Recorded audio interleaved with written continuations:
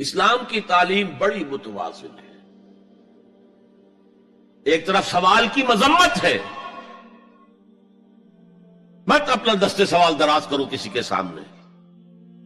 جو شخص ہاتھ پھیلاتا ہے مانگنے کے لیے وہ اپنی عزت نفس کو ہتھیلی پر رکھ کر آپ کے سامنے پیش کر رہا ہے، اور آپ ٹھوکر مار دیتے ہیں اس کی عزت نفس. مانگو اللہ سے، اللہ کسی کے دل میں ڈالے تمہاری ضرورت پوری کر سکتا ہے، بغیر اس کے کہ تم کسی کے سامنے دستے سوال دراز کرو. تو سخت مذمت ہے. اور خاص طور پر بیگری جو ایک انسٹیٹیوشن بن گیا ہے، ایک پیشہ بن گیا ہے، وہ تو اسلام کی تعلیمات کے منافی ہے. اور جس طرح کی ہم خیرات بانٹتے ہیں، 5 روپے کا نوٹ دے رہے ہیں مانگنے والوں کو مسجدوں کے باہر، سمجھ رہے ہم نے حاتم طائی کی خبر کو لات مار دی، حالانکہ حقیقت میں آپ انسٹیٹیوشن آف بیگری کو سپورٹ کر رہے ہیں. کسی ایک کو لے لو، آؤ چلو مجھے اپنا گھر دکھاؤ، مجھے بتاؤ تم واقعی اس قابل ہو یا نہیں ہو، اور پھر اس کی مدد کریں، لمسم کریں. پھر وہ 5 روپے نہیں ایسی دیں کہ وہ کچھ اپنے پاؤں پر کھڑا ہو سکے. میں نے 1 روپیہ نہیں کہا کہ 1 روپیہ تو اب کوئی شے نہیں رہی، لیکن یہ کہ 5 روپے کا نوٹ بھی آپ نے تقسیم کرنے شروع کر دیے، یہ کیا ہے؟ وَالسَّائِلِينَ وَفِي الرِّقَابِ. لیکن دوسری طرف سائل کو جھڑکنا نہیں ہے. اما السائل فلا تنہر، جھڑکو نہیں. اچھا بھائی نہیں، معاف کرو میرے پاس اس وقت آپ کی مدد کے لیے کچھ نہیں ہے، میں کچھ نہیں کر سکتا. تو ان دونوں کے درمیان اصل میں معاملہ ہونا چاہیے. بلکہ یہاں تک بھی فرمایا سائل کو ضرور دو، چاہے وہ گھوڑے پر سوار ہو کر تمہارے دروازے پہ آیا. کیا پتا اس کی واقعی الجھن کیا ہے. تو سوال کی مذمت اور سائل کو جھڑکنے کی ممانعت. حتی الامکان خالی ہاتھ نہ لوٹاؤ. اس نے اپنی عزت نفس اپنی ہتھیلی پر رکھ کر تمہاری سامنے پیش کر دیا، اسے ٹھوکر نہ مارو. لیکن جیسا کہ میں نے عرض کیا، یہ انسٹیٹیوشن آف بیگری جو ہے یہ ایک علیحدہ شے ہے، بالکل اس کا اس سے کوئی تعلق نہ سمجھیے. وفی الرقاب، رقاب جمع ہے رقبہ، گردن. فک رقبۃ او اطعام فی یوم ذی مسغبۃ یتیما ذا مقربۃ او مسکینا ذا متربہ. فک رقبۃ، کسی کی گردن چھڑا دینا. اس وقت سب سے بڑی ایپلیکیشن اس کی تھی غلاموں کو، کنیزوں کو اپنے پیسے سے خرید کر آزاد کر دینا. بہت بڑی نیکی، بہت بڑی نیکی.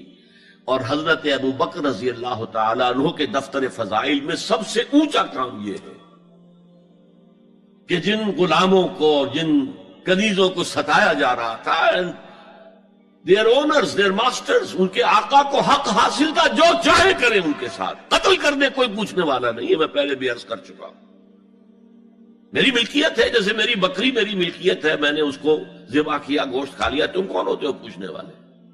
میرا غلام تھا، میں نے قتل کر دیا، تم کون ہو پوچھنے والے؟ ان کو حضرت ابو بکر نے خرید کر آزاد کیا اور منہ مانگے دام دیے. حضرت بلال کے لیے امیہ ابن خلف نے اتنی بڑی رقم مانگی، حضرت ابو بکر کا ٹھیک ہے لو. باپ نے کہا بھی ابو قحافہ نے، ابو بکر کو کوئی غلام خریدنا ہی تھا تو کوئی طاقتور آدمی جو کام آ سکے کہیں، اس کو خریدنا چاہیے. انہیں کیا پتا ابو بکر کس لیے خرید رہا اور کس کے لیے خرید رہا. آج کے دور میں اس کی اپلیکیشن ہوگی. کوئی شخص جو ہے اگر قرض میں اس طرح جکڑا جائے کہ لاکھ ہاتھ پاؤں مارے نکل نہیں سکتا، اس کو کوئی لمپ سم مدد دے کر اس قابل کیا جائے کہ وہ پھر اپنے پاؤں پر کھڑا ہو جائے. یہ نہیں کہ اسے آپ ہر مہینے کچھ رقم دیتے رہے مینٹیننس کے لیے، نہیں. اس سے تو وہ اسی پوزیشن میں رہے گا. یہ بعض مائنورٹی کمیونٹیز کے اندر یہ معاملہ موجود ہے. کوئی بھائی اگر گر گیا ہے کاروبار میں تو اس کی پھر ایسی مدد کی جائے کہ وہ پھر آپ کی صف میں آ کر کھڑا ہو جائے. Respectable members of your community وہ اس شکل میں پہنچ جائے. یہ بھی فک و رقبۃ اس کی ذیل میں آج کل آئے گا. اب اس کے بعد آیا وَأَقَامَ الصَّلَاةَ وَآتَى الزَّكَاةَ. یہ دو کیا ہیں؟ یہ عبادات کی شکل میں دو ستون ہیں جو ان دو چیزوں کو سپورٹ کرتے ہیں جو اب تک بیان ہوئی ہیں. ایمان کو تازہ رکھنے کے لیے نماز قائم کرو. ہر نماز ایمان کی تجدید ہے. اقیم الصلاۃ لذکری، نماز قائم کرو میری یاد کے لیے. اپنا عہد اللہ کے ساتھ تازہ کرو. ایاک نعبد و ایاک نستعین، اے اللہ ہم تیری ہی بندگی کرتے ہیں اور کرتے رہیں گے، تجھ ہی سے مدد مانگتے ہیں اور مانگتے رہیں گے. اپنے اس عہد بندگی کو تازہ کرو، ایمان کو تازہ کرو. الحمدللہ رب العالمین الرحمن الرحیم. ایمان باللہ تازہ ہوا نا. مالک یوم الدین، ایمان بالآخرہ تازہ ہو گیا نا.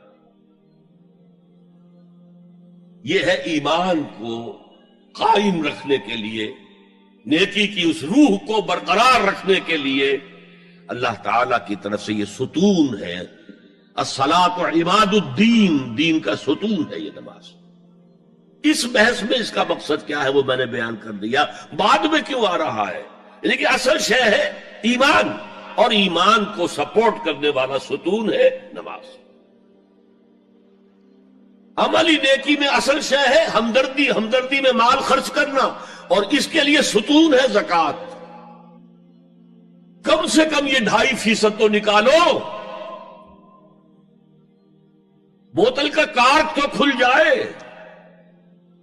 پھر اور بھی دو، اور بھی دو، اور بھی دو. یہ تو obligatory ہے، یہ تو فرض ہے، یہ تو لازم ہے. لیکن مقصد کیا ہے؟ اس کو جو سمجھ لیا بس یہی زکوٰۃ ہی ہمارے ذمے میں ہے، وہ بڑے مغالطے میں. حضور نے فرمایا صلی اللہ علیہ وسلم ان فی المال حقا سوى الزکوٰۃ. اے مسلمانوں یہ نہ سمجھنا کہ بس زکوٰۃ ادا کر دی تو تمہارے مال کا سارا حق ادا ہو گیا. ان فی المال حقا سوى الزکوٰۃ، تمہارے اموال میں حق ہے اللہ کا، زکوٰۃ کے علاوہ بھی. اور پھر آپ نے یہ آیت پڑھی وَآتَى الْمَالَ عَلَىٰ حُبِّهِ ذَوِي الْقُرْبَىٰ وَالْيَتَامَىٰ وَالْمَسَاكِينَ وَابْنَ السَّبِيلِ وَالسَّائِلِينَ وَفِي الرِّقَابِ وَأَقَامَ الصَّلَاةَ وَآتَى الزَّكَاةَ. یہاں آتا زکوٰۃ تو ہے ہی ہے، اس سے پہلے جو آ رہا ہے یہ سرپلس ہے، اس سے آگے کی بات ہے، یہ ایڈیشنل ہے. اسی لیے جب انفقوا انفقوا انفقوا انفقوا انفقوا کی جو تکرار ہوتی ہے قرآن مجید میں، تو ایک جگہ پھر سوال کیا صحابہ نے کتنا خرچ کرے حضور؟ فرمایا قل العفو، کہہ دو جو بھی ضرورت سے زائد دے ڈالو. Don't accumulate, don't retain any thing.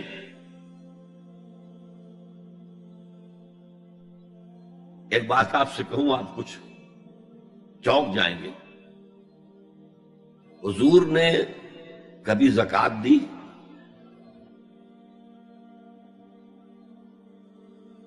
کبھی نصاب کے بقدر پیسہ آپ کے پاس جمع ہوا کہ آپ پر زکوٰۃ واجب ہوتی؟ کیسی عجیب بات ہے. ارکان دین میں سے ایک رکن سرے سے غائب. کبھی آپ نے مال رکھا ہی نہیں.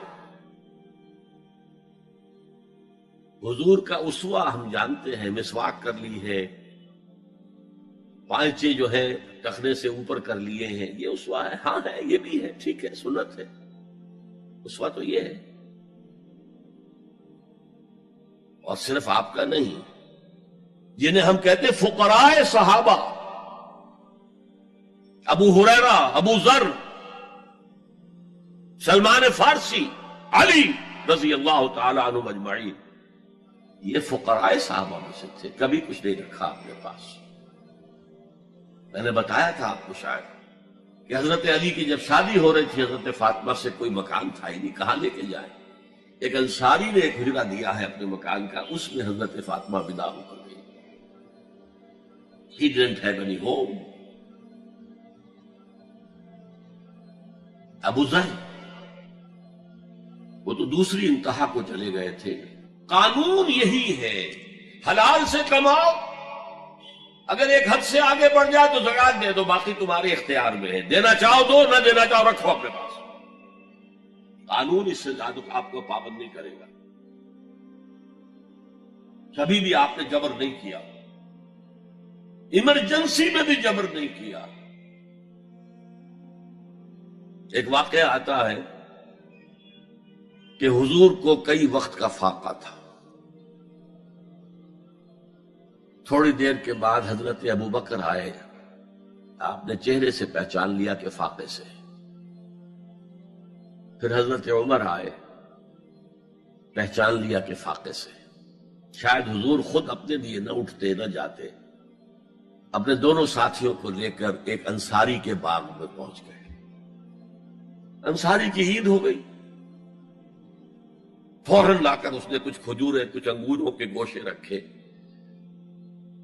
اس کے بعد وہ دوڑا چھری لے کر کسی جانور کو ذبح کرنے کے لیے. یہ ساری تفسیریں میں کیا بتا رہا ہوں. نال یہ نہیں تھا کہ مدینے میں سبھی فاقے سے تھے، موجود تھے جن کے پاس مال تھا، لیکن جبرن آپ نے کسی سے کچھ نہیں لیا. جب وہ چھری لے کر چلا، فرمایا دیکھنا کسی دودھ والے جانور کو نہ ذبح کرنا. بہرحال کچھ دیر کے بعد وہ گوشت پکا کر لایا، روٹیاں رکھی. اس کے بعد حضور نے ایک روٹی پر چند بوٹیاں رکھ کر کہا یہ عائشہ کو دے آؤ، اسے بھی کئی وقت کا فاقہ ہے. اور پھر حضرت عمر کی طرف رخ کر کے کہا عمر یہ ہے وہ نعمتیں جس کا حساب دینا پڑے گا اللہ کے ہاں. وَأَمَّا بِنِعْمَةِ رَبِّكَ فَحَدِّثْ، اور یہ جو فرمایا گیا الہاکم التکاثر میں نعمتوں کا حساب لیا جائے. وَلَا تُسْأَلُنَّ يَوْمَئِذٍ عَنِ النَّعِيمِ، فرمایا یہ نعمتیں ہیں. یہ ہے اصل میں انفاق کا معاملہ. آپ کے اس پر چھوڑ دیا گیا ہے. جتنا بھی آپ میں جذبہ ہے، جتنا بھی آخرت کا یقین ہے، اتنا ہی آپ پسند کریں گے کہ آخرت کے بینک میں جمع کرائیں، یہاں کے بینکوں میں کیوں جمع کرائیں. یہاں کتنا دے دیں گے آپ کو؟ 10%، 20%. وہاں 700% ملتا ہے. 700% نہیں، 7,000، 700 گنا. Why to keep it in these banks؟ حضرت مسیح کا جو پہاڑی کا واس بہت مشہور ہے، سرمن آف دا ماؤنٹ، بڑے پیارے الفاظ ہیں. میں آپ سے اپنا تاثر عرض کیے بغیر نہیں رہ سکتا. جہاں تک مواعظ کا تعلق ہے، جو حضرت مسیح کے مواعظ آئے ہیں ان سے اونچے واعظ کوئی ممکن نہیں. اسی میں یہ جملہ بھی ہے، دیکھو اپنا مال زمین پر جمع نہ کرو. جہاں چوری بھی ہوتی ہے ڈاکہ بھی پڑتا ہے، کیڑا بھی خراب کرتا ہے. آسمان پر جمع کرو جہاں نہ چوری کا اندیشہ، نہ ڈاکے کا خوف، نہ کیڑا خراب کر سکے.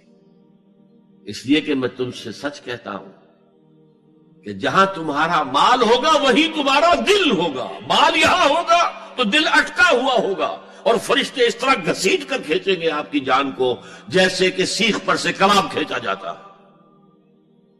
اور اگر دل وہاں لگا ہوا ہے جس کے لاکھوں کروڑوں ڈالر سوئس بینکس میں جمع ہیں، اسے کہا جائے نکل جاؤ پاکستان سے، اسے کوئی تکلیف ہوگی؟ نکل جاؤ فلاں ملک سے، ملک بدل کرتے تو کیا تکلیف؟ میرے بینک کے اندر پیسے ہیں. البتہ جس کا باہر کچھ نہ ہو اسے اگر یہ دی جائے سزا تو اس کی تو جان پر بن جائے گی.